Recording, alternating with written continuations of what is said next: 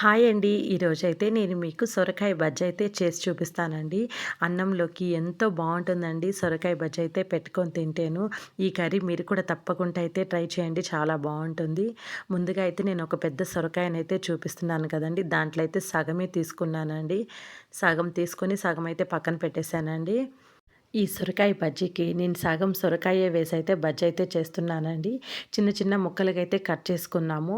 ఎందుకంటే చిన్న చిన్న ముక్కలుగైతే తొందరగా అయితే ఉడికిపోతుంది.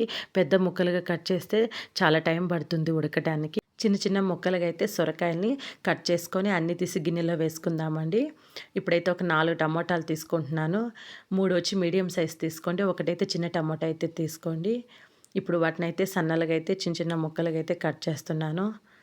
ఇప్పుడు ఆ టమాటా ముక్కలు తీసుకొని పోయి సొరకాయ ముక్కల్లో అయితే వేసేద్దాము.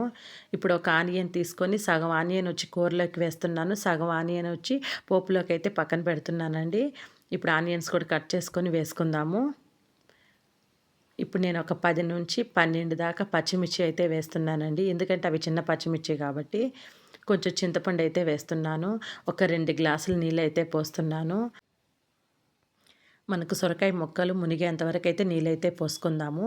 ఇప్పుడు కొంచెం పసుపైతే వేస్తున్నాను. ఇప్పుడు బాగా కలిపి స్టవ్ మీద పెట్టేసి చక్కగా అయితే మనం ఉడికిచ్చేసుకోవడమేనండి. బాగా సొరకాయలు మెత్తబడేంత వరకైతే బాగా ఉడికిచ్చేసుకోవాలి. ఇప్పుడు ఉడికిపోయిన తర్వాత నేనైతే ఉప్పైతే వేస్తున్నాను. ఉప్పేసి ముద్దకంతో మెత్తగా అయితే ఎన్నిచ్చి పక్కన పెట్టుకోండి. ఇప్పుడు పోపు వేసుకుందాం రండి. ఇప్పుడు కడాయిలో మనం ఆయిల్ వేసి పోపు దినుసులు వేసి ఇప్పుడైతే కొన్ని వెల్లుల్లి రెబ్బలు కచ్చా పచ్చగా దంచుకొని అయితే వేసుకుందాము. మనం సగం ఆనియన్ అట్టే పెట్టాం కదండీ! దాన్ని కట్ చేసుకొని అయితే వేస్తున్నాను. కొంచెం కరివేపాకు అయితే వేస్తున్నాము. వేసి బాగా దోరగా అయితే ఫ్రై చేద్దాము.